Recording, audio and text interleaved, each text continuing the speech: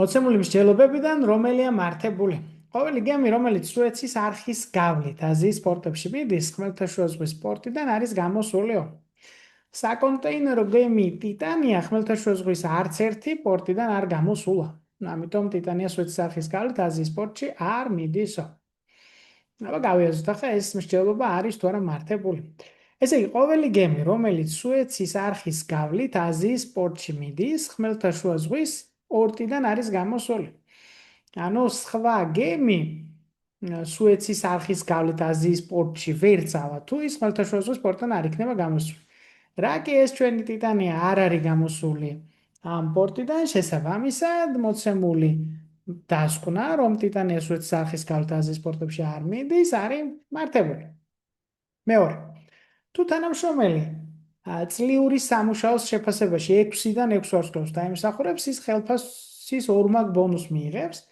ნინომ კვარტალური სამუშაოს შეფასებაში 6-დან 6 ვარსკვლავი ვერ დაიმსახურა, ამიტომ ორმაგ ბონუსს ვერ მიიღებს და ეს მსჯელობა არ არის მართებული, იმიტომ რომ შეიძლება სხვა მიზეზის გამო მიიღო ორმაგი ბონუსი.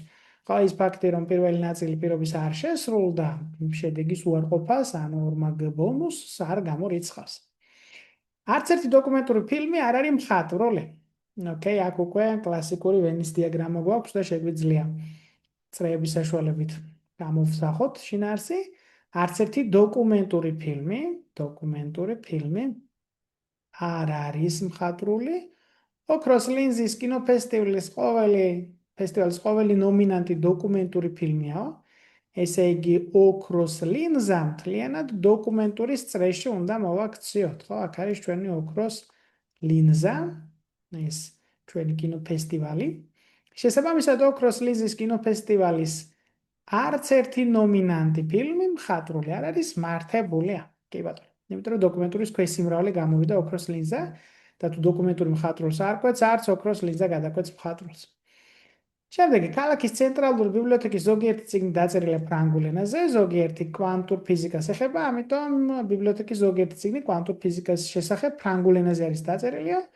არ არის მართებული, ხო? იმიტომ რომ როცა ჩვენ ვიცით, რომ A სიმრავლეს B და C სიმრავლე კვეთს, B და C აპრიორი ერთმანეთს არ კვეთს. ის ფაქტი, რომ ბიბლიოთეკა კვეთს ფრანგულ ენასა და კვანტურ ფიზიკას ცალ-ცალკე, არ ნიშნავს, რომ კვანტური ფიზიკა და ფრანგული ენაც კვეთს ერთმანეთს, ხო?